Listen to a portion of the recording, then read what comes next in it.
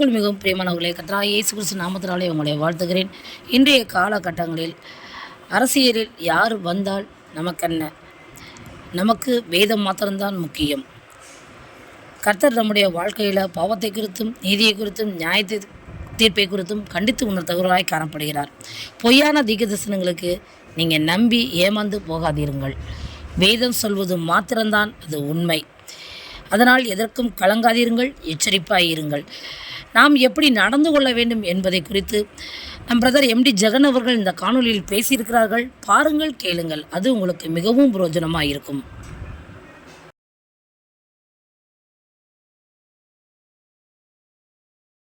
ஜெயிச்சா என்ன? இதுவரைக்கும் யார் ஜெயிச்சாலும் நீங்க என்ன பண்ணீங்க? நீங்க போய் என்ன பண்ணீங்க? அது பாட்டு தானே நடக்கும். நீங்க கேட்க வேண்டிய செய்திகள் பாவத்தை குறித்து, நீதியை குறித்து, நியாய தீர்ப்பை குறித்து நீங்கள் கேட்க விருப்பப்படல. அதனால உங்களுக்கு ஏற்ற மாதிரி ஊழியக்காரங்களை தெரிஞ்சுக்கிட்டீங்க. உங்களுக்கு ஏற்ற மாதிரி ஊழியக்காரங்களும் மாறிட்டாங்க. டிசம்பர் மாசம் 31ஆம் தேதி நைட்டு தான் ஆண்டவர் தீர்க்கதரிசனம் பேசுவார். மிச்சம் 364 நாள் ஒரு ஊமையாகிடுவாரு. 31ஆம் தேதி நைட்டு, ஜனவரி மாசம் 1ஆம் தேதி காலையில தீர்க்கதரிசனம், அதுவும் 19 மொத்தத்துக்கும் பேசி முடிச்சுவாரு. 12 மாசத்துக்கு தேவையானதை கொடுத்துருவாரு. 2020 ஜனவரி மாசம் 1ஆம் தேதி கோவிட் வரும், கொரோனா வரும், உங்கள் தீர்க்கதரிசிகளை யாராவது சொன்னார்களா? 2 கோடி பேர் சாக போறான்னு முன்னறிவிச்சாங்களா? யோவான் 16 சொல்லுது, ஆவியானவரை பத்தி சொல்லும் பொழுது வரப்போற காரியங்களை உனக்கு சொல்லுவார்னு இருக்கு. இன்னைக்கு சொன்னாரா? இவ்வளவு பெரிய விஷயம் நடக்குது. குறைஞ்சபட்சம் 2 கோடி பேர் செத்து இருக்கிறாங்கன்னு உலக சுகாதார மையம் அறிவிச்சிருக்கு. உலகம் முழுக்க ஒரு 1,80,000 பேர், 1,80,000 பேர் இருக்கிற நினிவே பட்டணத்துடைய அழிவுக்கு கர்த்தர் பரிதவிச்சார் இருக்கு. ஐயோ, இவ்வளவு பேர் இடது கைக்கும் வலது கைக்கும் வித்தியாசத்துல ஜனம் இருக்கிறாங்களப்பான்னு கேட்டார். ஆனா இங்க 2 கோடி பேர் செத்து போயிருக்கான். இதை எப்படி கர்த்தர் சொல்லாமல் இருப்பார்? எப்படி எழுதி கொடுக்காமல் இருப்பார்? உலகத்துக்கு தெரியாவிட்டால் நியாயம். ஏன்னா அவங்க கையில வேதம் இல்ல. கையில வேதம் வச்சிருக்கிறீங்கல்ல, வாரம் செய்தி கேட்கறீங்கல்ல, அப்போ அதுக்கு முந்தின வாரமா சொல்லி இருக்கணுமே. உங்களுக்கெல்லாம் ஒரு பெரிய வெளிப்பாடு இருக்கு. அது என்ன வெளிப்பாடுனா, டிசம்பர் மாசம் 31ஆம் தேதி நைட்டு தான் ஆண்டவர் தீர்க்கதரிசனம் பேசுவார். மிச்சம் 364 நாள் ஒரு ஊமையாகிடுவாரு. 31ஆம் தேதி நைட்டு, ஜனவரி மாசம் 1ஆம் தேதி காலையில தீர்க்கதரிசனம் பேசுவார். அதுவும் 19 மொத்தத்துக்கும் பேசி முடிச்சுவார். 12 மாசத்துக்கு தேவையானதை கொடுத்துருவார். எசேக்கியேலை கூப்பிட்டு 6ஆம் வருஷம் 6ஆம் மாசம் 5ஆம் தேதி பேசுவார். ஆனா இப்ப இருக்கிற எசேக்கியேலா இருந்தா 1ஆம் தேதியே பேசி முடிச்சிடுவார். நடுவில் பேச மாட்டார். நீங்களும் அப்படிதான் இருக்கீங்க, உங்க தீர்க்கதரிசிகளும் அப்படிதான் இருக்காங்க. திருப்பியும் சொல்றேன், மனம் திரும்புங்கள், பரலோக ராஜ்யம் சமீபமா இருக்கிறது.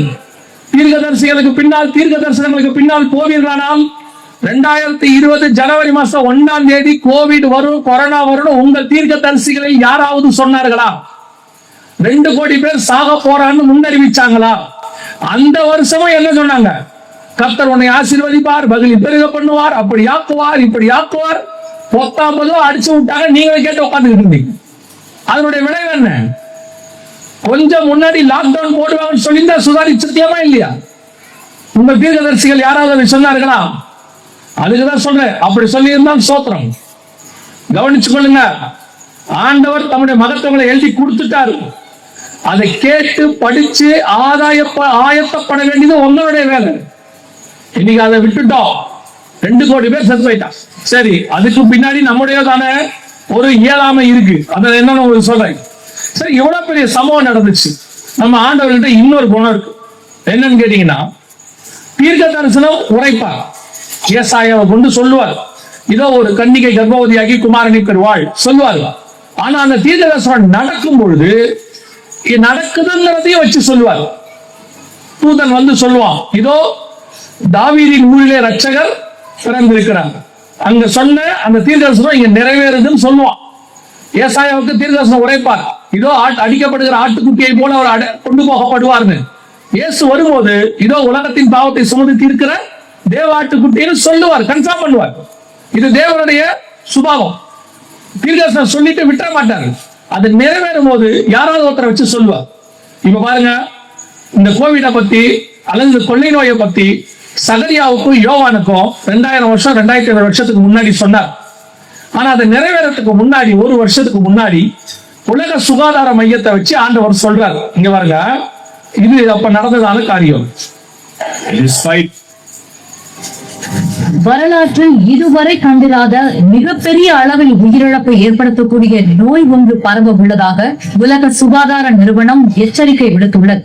ஜெனீவாவை தலைமை இடமாக கொண்டு இயங்கும் உலக சுகாதார நிறுவனமானது மூத்த ஆராய்ச்சியாளர்களுடன் அவசர ஆலோசனை நடத்தியது. அதில் ஒட்டுமொத்த உலக மக்களின் சுகாதாரத்துக்கு அவசர நிலை ஏற்படும் அளவு புதிய நோய் பரவ இருப்பதாகவும் இதுவரை கண்டிராத அளவுக்கு உயிர் சேதங்களை அந்த நோய் ஏற்படுத்தும் என்றும் எச்சரிக்கை விடுக்கப்பட்டது. இது தொடர்பான ஆராய்ச்சியில் ஈடுபடுமாறு ஆராய்ச்சியாளர்களுக்கு வலியுறுத்தப்பட்டது. இது 2012 உலக சுகாதார மையம் WHO வெளியிட்டதான ஒரு அறிக்கை. அந்த அறிக்கையின் அடிப்படையில ஒவ்வொரு நாடும் தன் நாட்டு மக்களுக்கு முன்னெச்சரிக்கையாக வெளியிட்டதான வீடியோ.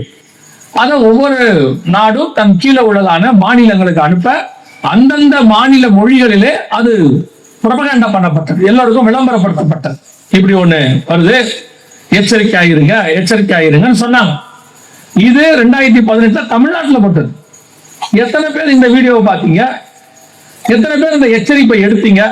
உங்களுக்கு தெரியுமா, ஒவ்வொரு நாளும் பேப்பர்லயும் டிவிலையும் ஆண்டவர் சொன்ன தீர்க்க தரிசனத்தினுடைய நிறைவேறுதல் நடக்குது.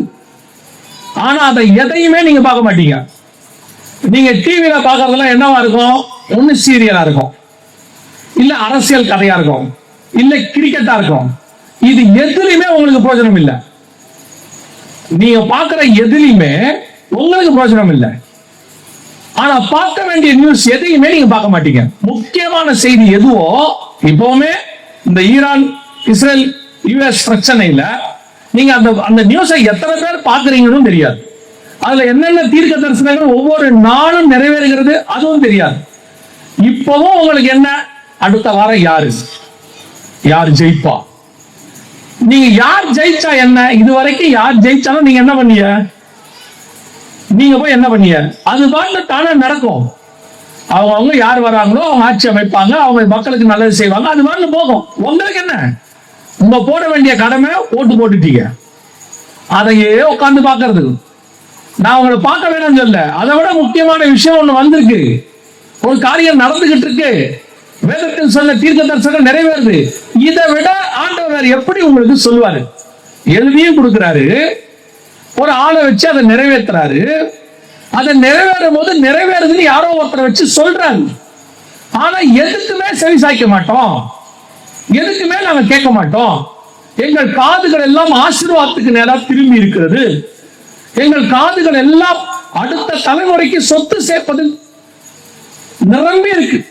அதோட விட என்ன, இந்த தலைமுறையில உங்க தலைக்கு மேல நடக்கிற விஷயத்தை தெரிந்து கொள்ளவில்லை. நீங்கள் 2 கோடி பேர் செத்துருக்காங்க. இப்ப நம்ம இதுல எடுத்துக்கோங்க, எத்தனையோ 1000 பேர் செத்து போனாங்க. இவ்வளவும் உங்க ஏரியாலையும் நடந்திருக்கு. இதுல 2 காரியம் இருக்கு.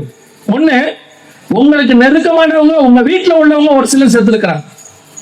நீங்க நினைச்சிருந்தா அது உங்க வீட்டுக்குள்ள வராம தடுத்து இருக்கலாம்.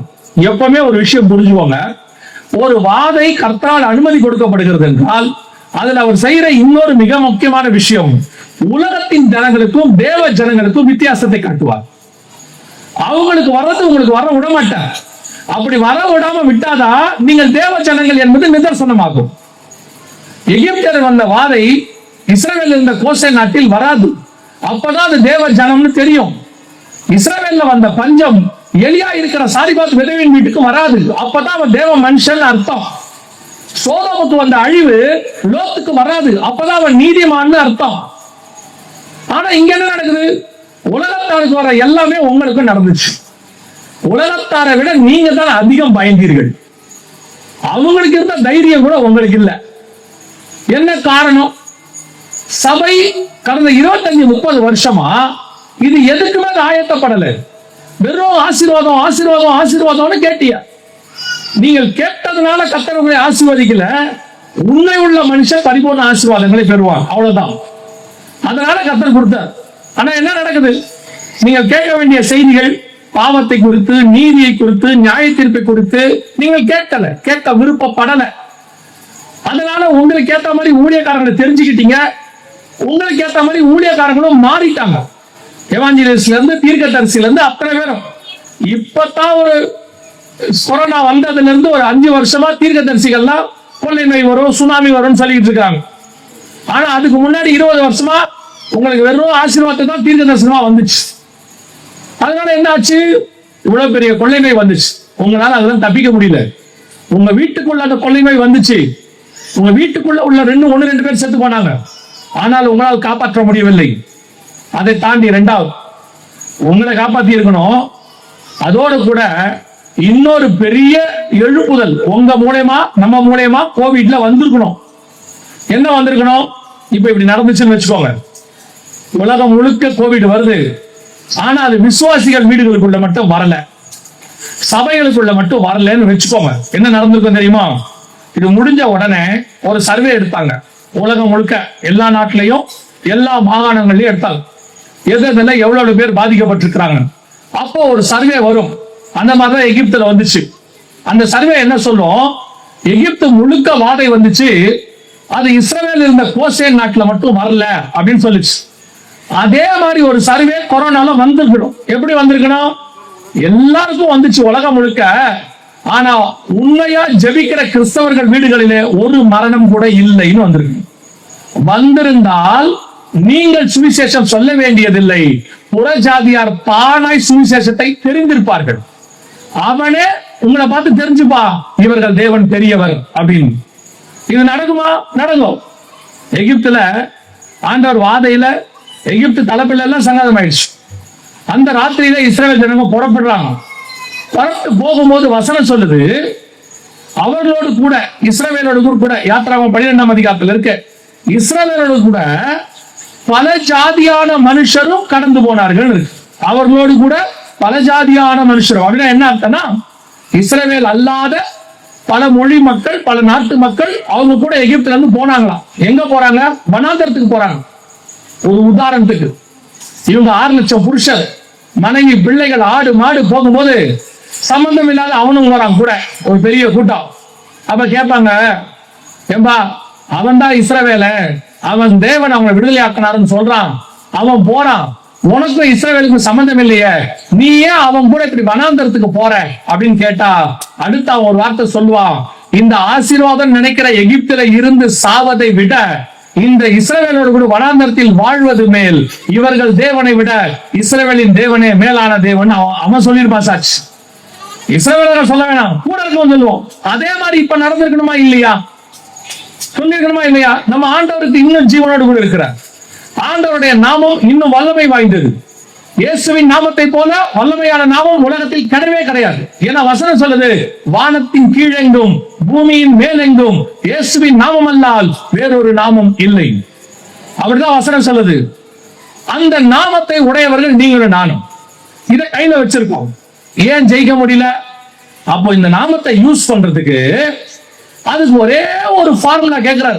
ஒன்னே ஒண்ணுதான் கேட்கிறார். அவர் என்ன சொல்றாரு? விசுவாசிக்கிறவர்கள் நடக்கிற அடையாளங்கள் ஆவன, வியாதியஸ்தர் மேல் கைகளை வைப்பார்கள், அவர்கள் சொஸ்தமாவார்கள். அப்போ இந்த கோவிட்ல நீங்க மற்றவங்களுக்கு ஒரு சுகமளிக்கிறதோ அல்லது வியாதி வராம தடுக்கிறதோ இயேசு கிறிஸ்துவின் நாமத்தால முடியும். ஆனா அதுக்கு உங்ககிட்ட என்ன இருக்கணும்? விசுவாசம் இருக்கணும். அப்ப நீங்க கேட்கலாம், அப்படி என்ன சொல்லிட்டீங்க, எங்க பேரே விசுவாசியாச்சே, நாங்க எங்களுக்கு என்ன சொல்றீங்க? எல்லாரும் கூப்பிடுறாங்க விசுவாசில கூப்பிடுறாங்க, எங்களை பார்த்து எப்படி நீங்க விசுவாசி இல்லைன்னு சொல்லு, விசுவாசம் இல்லைன்னு சொல்லுவீங்க அப்படின்னு கேட்டா, கவனிங்க, பேர்ல தான் விசுவாசி இருக்கு உங்களுக்கு, உங்ககிட்ட விசுவாசம் இல்லை, அவ்வளவுதான். இஸ்ரவேல் அப்படின்னா தேவனுடைய ஜனம் அப்படின்னு அர்த்தம். அவன் பேரே தேவனுடைய ஜனம், ஆனா அவங்கிட்ட யாரும் இல்ல, தேவன் இல்ல. அதான் ஆண்டவர் சொல்றார், நான் அவர்களை விட்டு தூரம் போயிட்டேன், ஆனா அவன் சொல்றான் நான் இன்னும் தேவ ஜனம் அப்படின்னு. தேவனே இல்லாத தேவ ஜனம் அப்பாவன். அந்த மாதிரிதான் இப்பவுமே விசுவாசம் இல்லாத விசுவாசி. அது எப்படி எங்களை பார்த்து விசுவாசம் இல்லைன்னு சொல்லுவீங்க அப்படின்னா, வெரி சிம்பிள், நான் உங்களுக்கு சொல்றேன். விசுவாசம் எதனாலே வரும்? கேள்வினாலே வரும். நீங்க எவ்வளவு அதிகமா விசுவாச வார்த்தைகளை கேட்கிறீங்களோ அவ்வளவு உங்களுக்குள்ள என்ன வரும்? விசுவாசம் வரும். நீங்க தான் 25 வருஷமா விசுவாச வார்த்தையே கேட்கலையே. நீங்க கடந்த 25 வருஷமா கேட்டதெல்லாம் ஆசீர்வாத வார்த்தை தானே. கர்த்தர் வீடு கொடுப்பார், கர்த்தர் வாசல் கொடுப்பார், கர்த்தர் லேண்ட் கொடுப்பார், வெளிநாட்டுல வேலை கொடுப்பார், பொண்ணுக்கு மாப்பிள்ளை கொடுப்பார், பையனுக்கு பொண்ணு கொடுப்பார். இப்படி எழுதி எழுதி எழுதி எழுதி எழுதி உடனே லெட்டர் எழுதுறது, இல்ல ஒரு போனை பண்றது. ஒண்ணு பவர் உள்ள ஊழியக்காரரை புடிச்சுக்கிறது, இல்ல டவர் உள்ள ஊழியத்தை புடிச்சுக்கிறது. எங்கேயாவது ஒரு போனை அடிக்கிறது. ரொம்ப வருஷமா என் பிள்ளைக்கு கல்யாணமே ஆகல. உங்க விசுவாசம் எது மேல இருந்துச்சு? 25 வருஷமா உலகத்தில் உள்ள காரியங்கள் மேல தானே இருந்துச்சு. அதனால நீங்க எதை விசுவாசிச்சீங்க? வீடு வேணும்னு விசுவாசிங்க, ஆண்டவர் கொடுத்துட்டாரு. பிள்ளைக்கு கல்யாணம் ஆகணும்னு விசுவாசிங்க, நடந்துருச்சு. இப்போ உங்ககிட்ட வீடு இருக்கு, கார் இருக்கு, லேண்ட் இருக்கு, எல்லாம் இருக்கு. இப்பெல்லாம் முந்தைய போன ஜெனரேஷன்ல கஷ்டப்பட்ட ஊழியக்காரன் மாதிரிலாம் இப்ப யாரும் கிடையாது. போன தலைமுறை ஊழியக்காரங்க சாப்பாட்டுக்கே கஷ்டப்பட்டது இருக்கு. ஆனா இப்ப அதெல்லாம் இல்ல. இப்ப எல்லாம் நல்லா இருக்கீங்க, அதெல்லாம் மாற்று கருத்துலாம் கிடையாது. நீங்க சும்மா ஆண்டவர் உங்க கஷ்டம் என்ன நான் சொல்றேன். உங்க கஷ்டம் என்ன? பையன் அமெரிக்கா ஸ்கூல்ல படிக்கிறான், ஃபீஸ் கட்ட முடியல, இதான் உங்க கஷ்டம். உங்க கஷ்டம் என்ன? நான் ஒரு சின்ன கார் வச்சிருக்கேன், உடம்பெல்லாம் வலிக்குது, இனோவா இருந்தா நல்லா இருக்கும். உங்க கஷ்டம் இதான். இப்ப உங்க கஷ்டம் இப்ப போட இந்த மிஷினரிகள் மாதிரி சாப்பாட்டு கஷ்டம் கிடையாது உங்களுக்கு. அப்ப இந்த 25 வருஷமா நீங்க ஊழியக்காரங்களை பயன்படுத்திக்கிட்டீங்களா, இல்ல ஊழியக்காரங்க உங்களை பயன்படுத்திக்கிட்டாங்களான்னு தெரியாது.